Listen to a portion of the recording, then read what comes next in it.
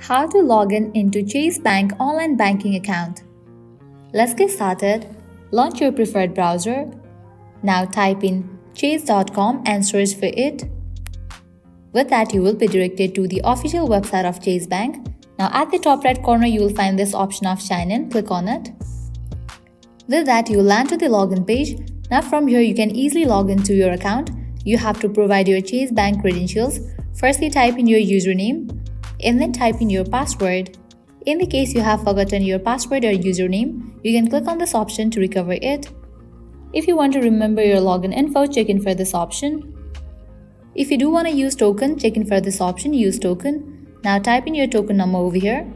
Once you fill all these, click on the option of sign in, and with that you will be logged into your account.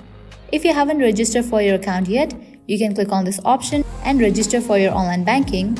So this way you can easily log in into Chase Bank online banking account.